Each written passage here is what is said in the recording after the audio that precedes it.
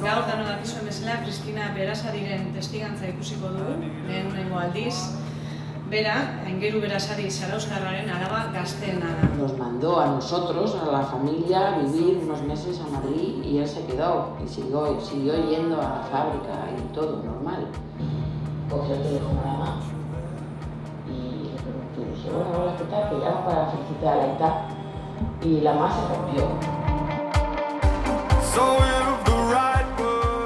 Yo con el País Vasco, ni ninguno de nosotros ya tenemos ningún problema.